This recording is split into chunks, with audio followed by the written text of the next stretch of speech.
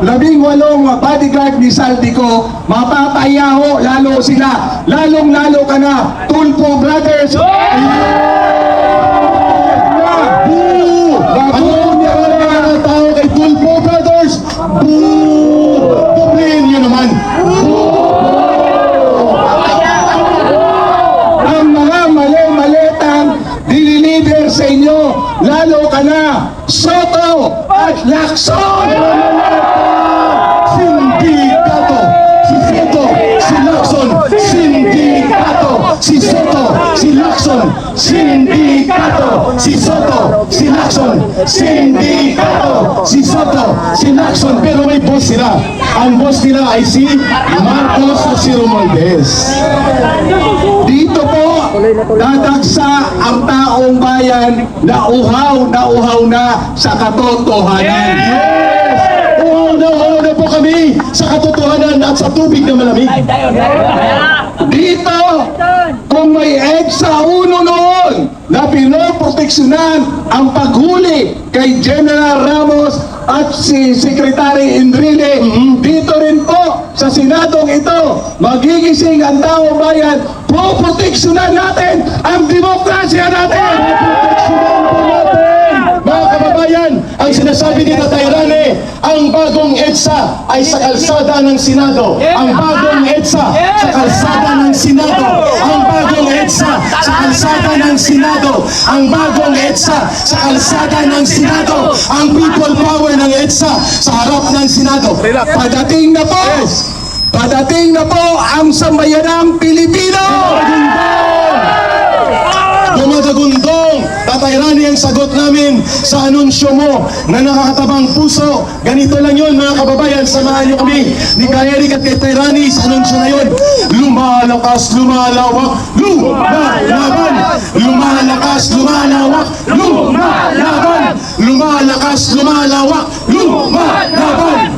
Ginagawa ng lahat ng pinakamaruming pamamaraan ng ating administrasyong ito, palibhasa, sabi ng ating niya, adik ang ating BBM.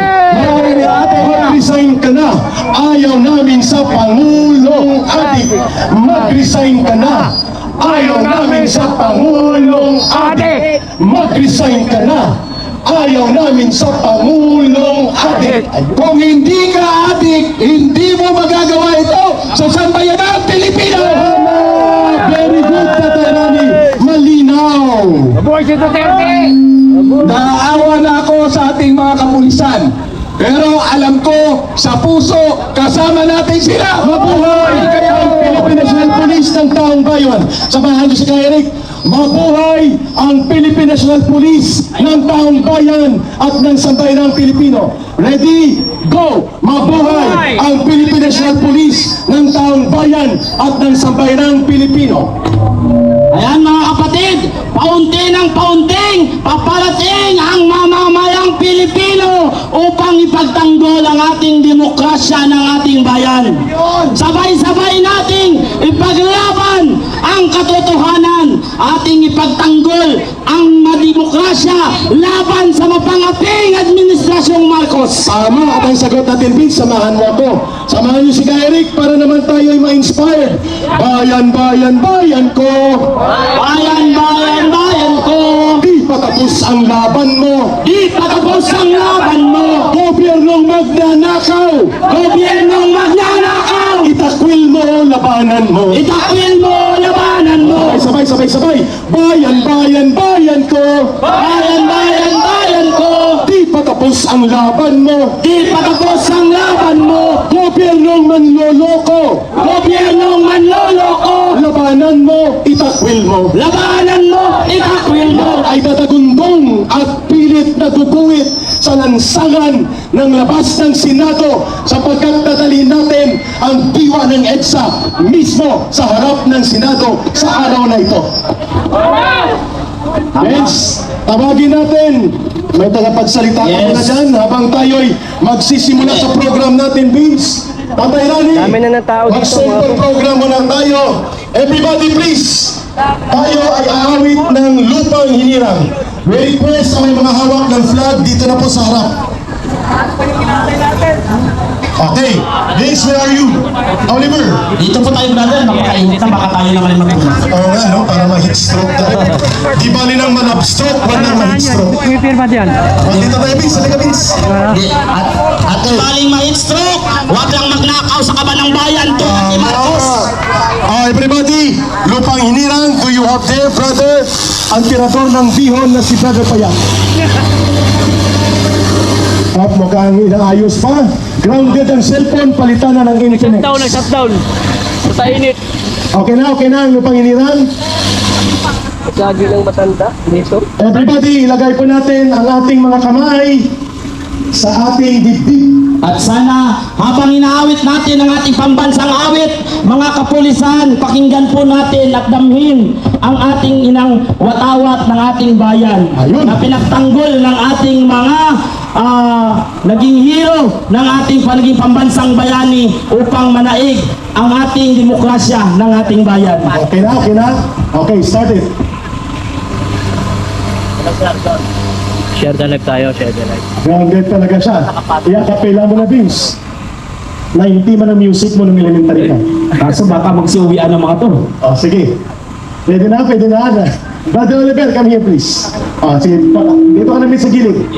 Awitin na natin mula sa puso kahit wala po ang accompaniment ng musika sa YouTube ng Lupang Hinirang. Everybody raise the flag and put our hands dito po sa dibdib. Go ahead, Brother Oliver. Bayang naging Esang silanganan, alam ng puso'y sa dito'y buhay. Ayan. Oh, rewind. Okay, go.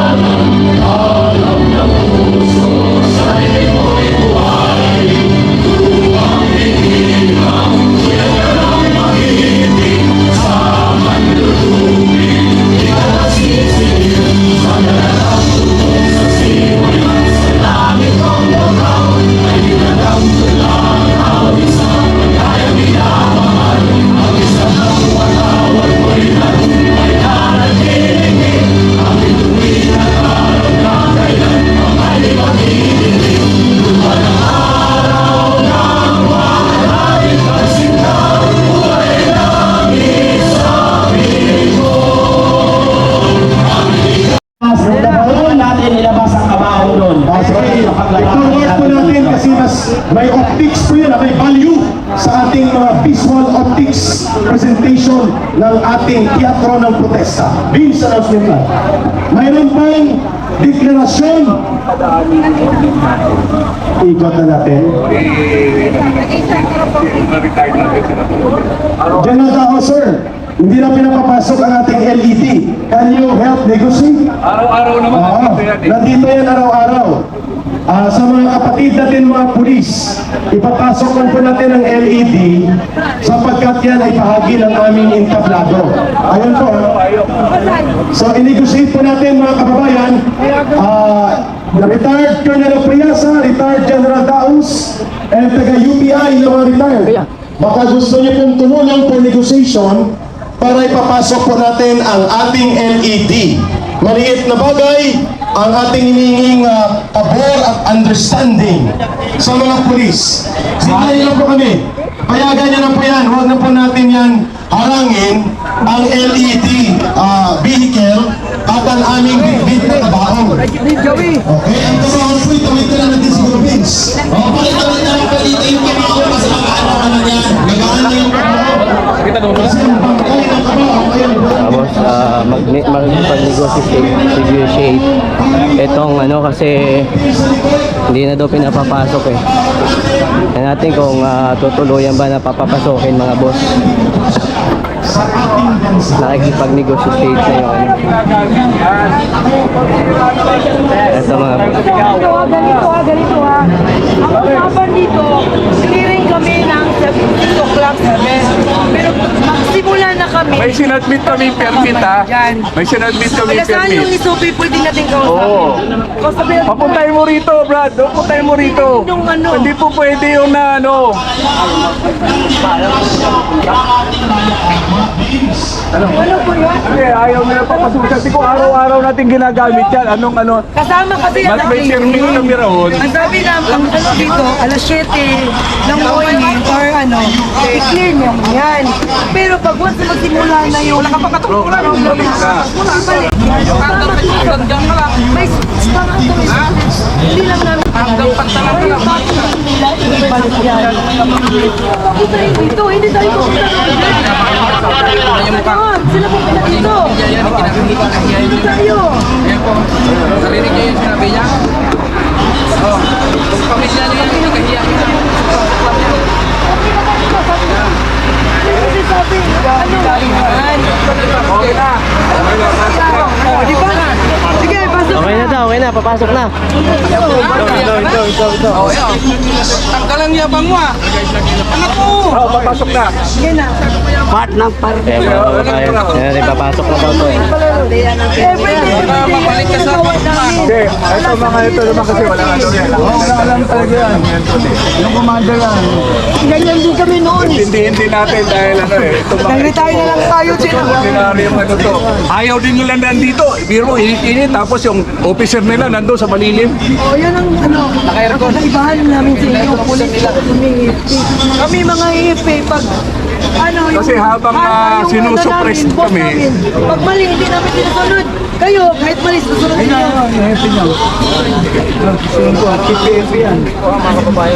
Tingnan natin mga boss kung papayagan ba papasukin. Kasi hinaharang ito eh. Hinarang ng mga kapulisan. Hindi pinapapasok. Kabila tayo. Ay, hindi, paano tayo makakapag one way? One way na dito. One way po dito. Ano? Pwede na. Saglit. Brad, nakaharang dyan eh. Paano kami makakaraan? Samantalang dito lang ganun din naman eh. Wala naman pinagkaiba doon sa sinasabi mo eh. Kaya nga dito na. Ang layo eh. Paano? Ito, nakaharang din yan eh.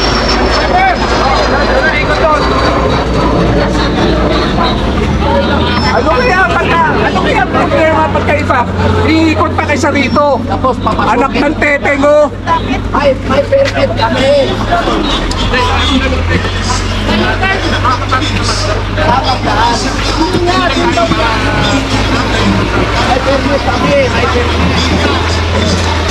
Sige, subukan mo. Ginarap ko rin, tawag ko sa akin. Dahil sabi, papasukin doon. Pero mo, pag-uusap ko ng common sense lang eh. Sige. Sayaan mo na sila. Basta Ang dami na pala ng tao dito mga boss sa kabilang itong bahaging ito. And punong-puno na rin pala dito. Kahit dito mga boss, meron na rin mga nakabang dito. Ina eh. Ano tayo, pagdadali daw? Paikutin pa. Hindi ko nga malaman na logic ng mga opisyal na to. Masyadong sit-sit sa magnanakaw ng gobyerno. Dapat kami proteksyonan nyo.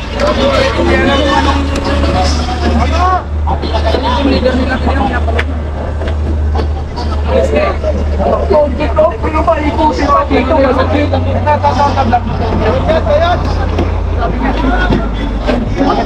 Sabi niya ikaw sa akin. Kayo may kailangan. Kayo pumunta doon.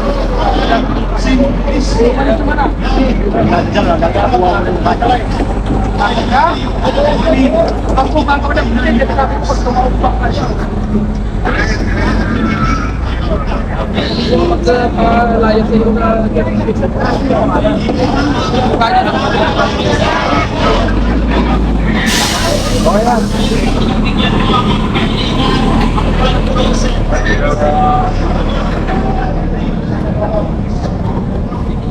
Madami na pala tao dito mga boss. Ayun. Ito natin dito mga boss sa bahaging ito. Ay madami na pala dito nakaabang mga boss. Oh. Actually, ang dami na talaga ng tao eh. Simula dito hanggang doon na sa kabila. Ang dami na talaga. Ayan. And hinaharangan naman nila dyan. Papakita ko lang sa inyo mga boss para makita yung sitwasyon sa Senado.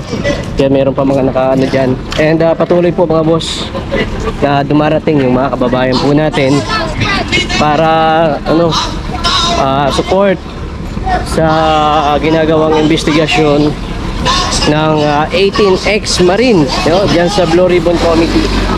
Kaya natin.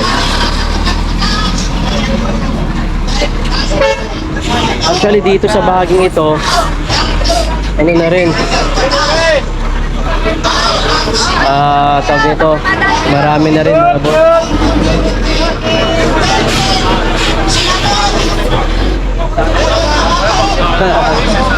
Ayan. Tayo mga boss.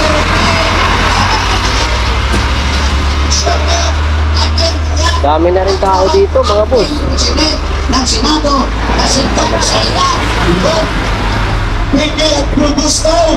Dito mga boss, ang dami na. Grabe, ang dami na ng tao dito. Kita nyo mga boss, kahit dito mga boss, dami na ng tao mga boss. Hanggang doon na pala yung tao nito. Punong-puno na. Grabe. Wala na, punong-puno na mga boss. Kahit dito, ang dami tao. Wala, hanggang dulo na pala ito mga boss. Hanggang dito na yung tao. Grabe. Ayan, no? Grabe, ang dami ng tao. And patuloy po na dumarating yung mga kababayan po natin.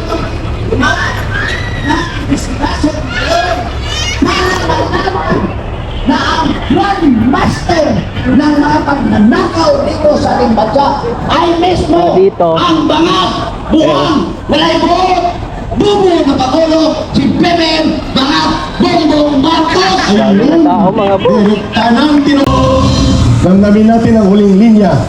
Aming ligaya Ang mamatay ng dahil sa'yo.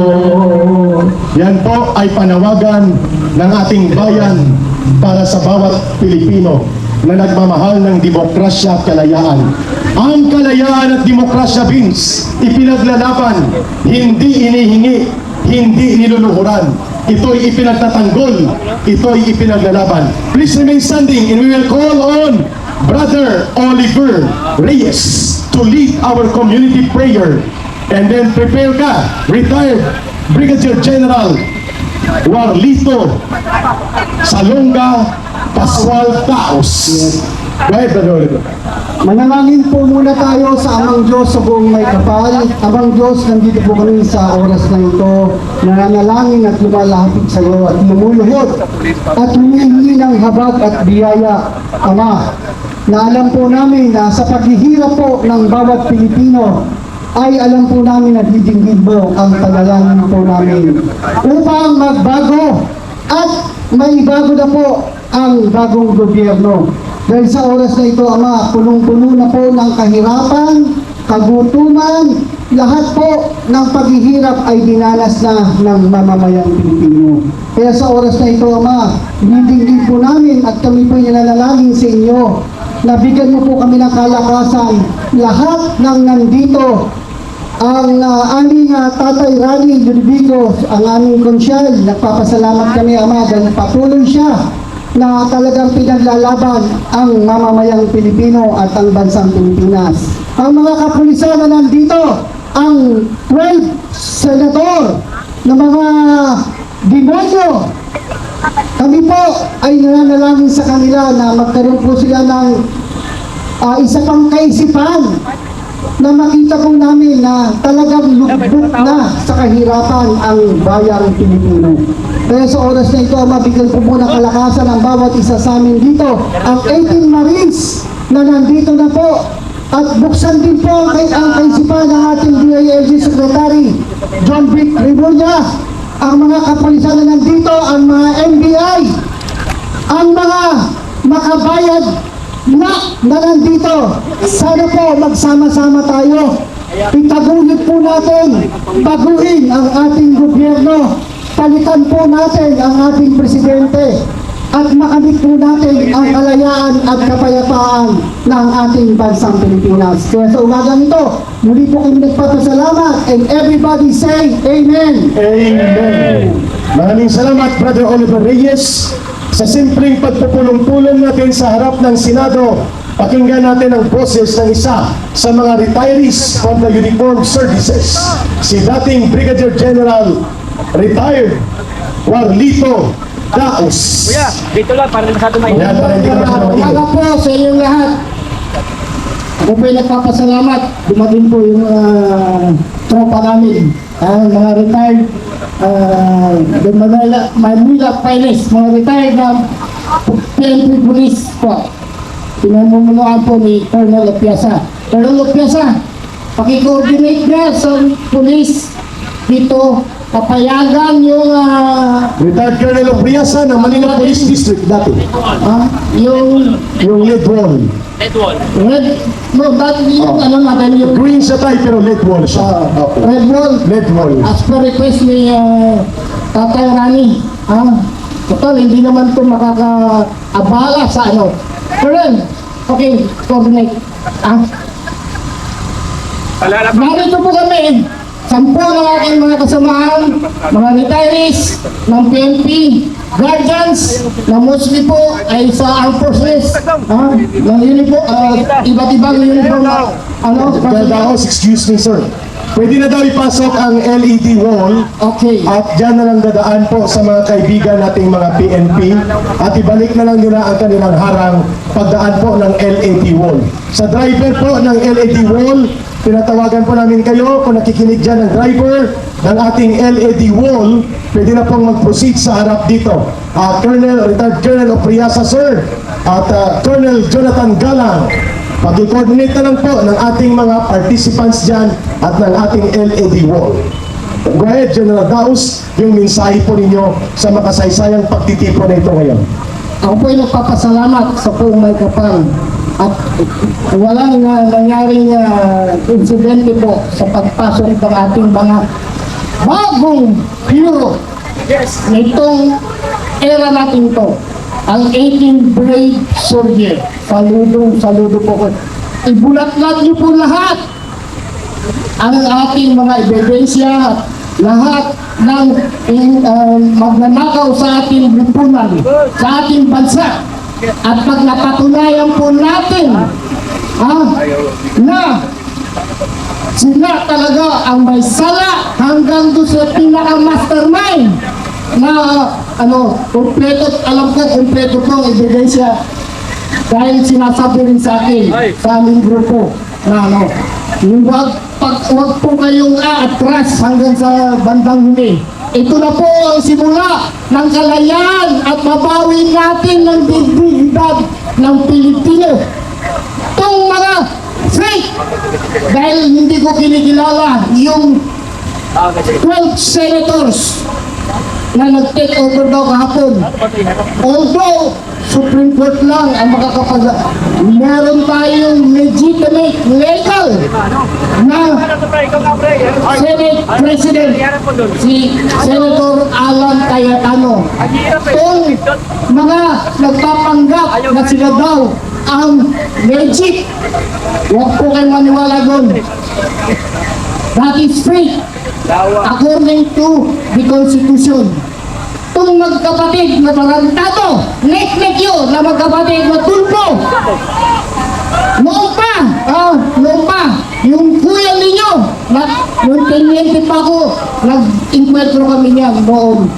Kung makapagmura kayo, kahit na yung nasa serbisyo, pero hindi yung mura, yung nasa taas. Noon, kahit ngayon, naghintay hindi kayo magmula nung madawit ang pangalan nyo. Ngayon, ikaw pa mamumuno doon sa fake ninyong committee na Blue Ribbon. Utang kagabuan! Nek-nek mo! Tama! Nek-nek mo raw! Nek-nek ng mga Tipo Brothers. Matapang lang kayo sa inaano nyo yung mga makasama sa mga makasama. Once na mapatunayan ng taong bayan na kayo ang kasangkot din sa larin sa pagnanakaw, magtago na kayo. Dapat na magtago na! Mga animal! Wala kayong dapat na ano sa lipunan. Hindi kayo dapat mamuno, maging leader. Dahil mga sinungaling. Sinungaling!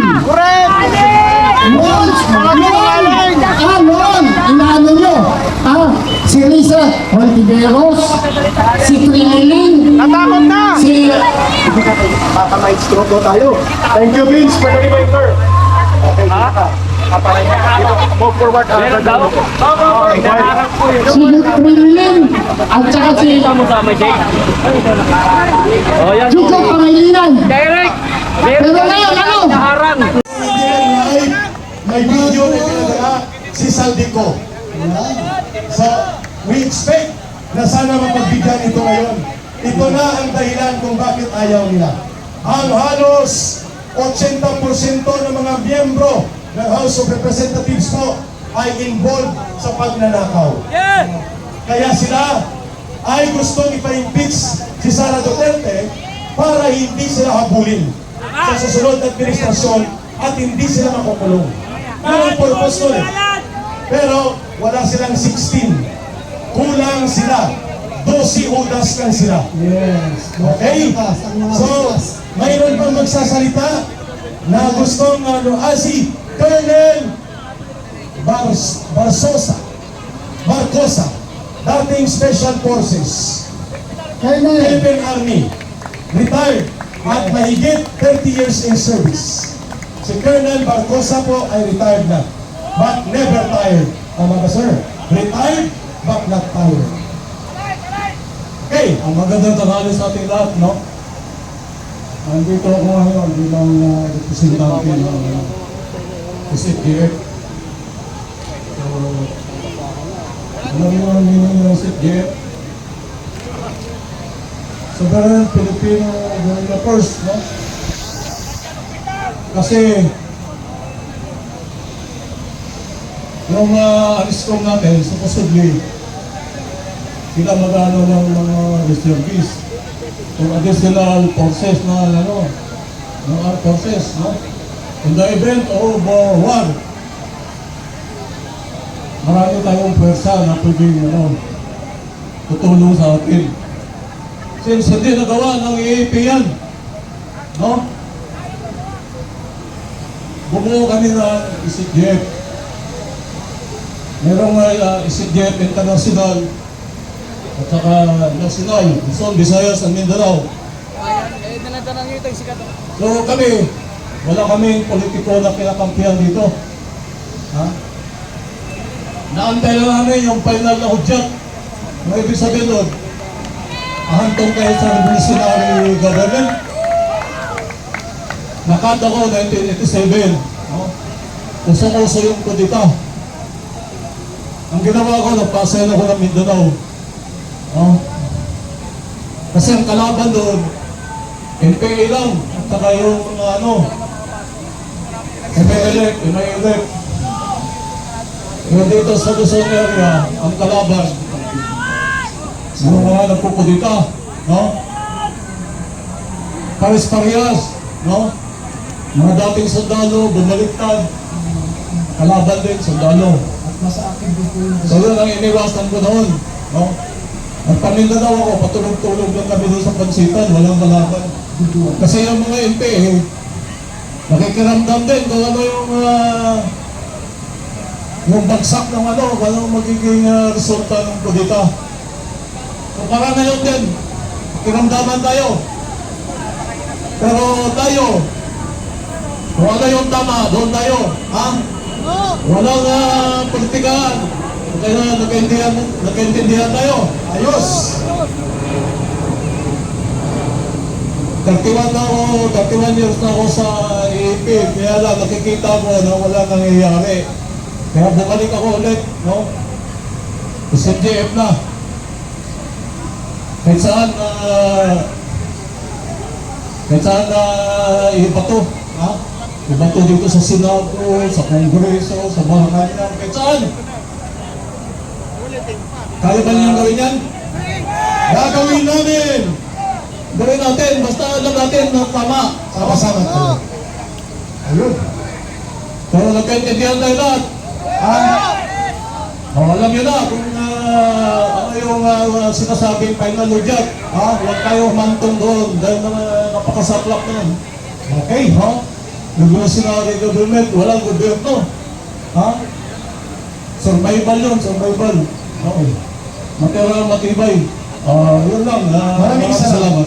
Thank you so much, Colonel Parigosaso. Salamat po, Colonel. Pakinggan po natin. Wait lang. Relax muna. Keep on muna. Relax. We have a long day. Pakinggan muna natin ang kaganapan sa Senado. Audio lang. Pinagsisihan ko nga na naipresenta ko pa siya, hindi ko kasi alam na gano'n ang gagawin sa kanya. Ang buong akala ko kasi, Atty. Baligon, ang isang taong katulad niya, talagang hindi ko kilala. Wala akong panahon nakausapin siya, kaya lang nagmakaawa siya na kung pwedeng makausap ko kayo. Sabi ko, mag-aalas stress na. I can only spend at least 10 minutes. Kasi babalik ako, ayaw ko mag-absent dito. Nakita ko siya, may dala-dala siyang kasulatan, binasa ko, sabi ko, mabigat ito, nakahanda ka bang i-testify ito? At ano naman ang motivation mo para gawin ito? Unang-una po kanya, ako po ay naliligalig na po ang aking kalooban dahil ito po palang trabaho namin. Nakikita namin sa pinag-uusapan po ninyo dyan sa Blue Ribbon Committee, ito po lang mga maletang ito ay puro pala. Pera po ng bayan pala ito na kung saan-saan lang napupunta, kaya gusto ko po mag-testify. Alam mo ba kung magkahihinatnan mo dito? Alam ko po, alang-alang na lang po sa bansa. Alang-alang na lang po sa pamilya ko at mga apo ko. Hindi pa rin ako naniwala ron eh. Parang added na lang na kumpiyansa. Ngay, panotaryo mo nga yan. Kasi talagang alam kong mabigat ang gagawin niya eh. Panotaryo mo nga yan. Pinanotaryo niya po. Nagkaroon pa ng problema, ginamit pang dahilan sa kanya yung notaryo. Walang kasalanan ng tao. Parang siya pang pinalitaw na nag-inventary. Para ba siya nakahanap ng notarial seal, nakahanap ng dry seal, at isa pang pumirpa? Ganun po yung nangyari. Tinakot yung tao, hindi namin malaman, mangilang araw namin siyang hinahanap, wala ng contact. Palagay ko yung mga kayo ay na-contact nyo siya one way or the other, pero nawala na lang siyang parang bula. Bagamat yung kanyang salaysay, kagaya ngayon ay pinanumpaan niya. Pero kailangan pa siyang usigin sa notaryo na wala na pong kinalaman dahil sumumpa na po siya sa harap namin eh. With or without the notary, pwede na yun eh. Pero ginamit pa yun na pantakot sa kanya. Kaya kayo po'y tatakutin din eh. Kaya na sinabi ngayon, hindi pa tayo natatapos dito, kayo'y nabigyan na ng 5 billion pesos each. Ganyan po ang gagawin. Sino po gustong magsaysay ng kanyang personal na kaalaman tungkol sa pagdideliver ng pera? Yes, Your Honor.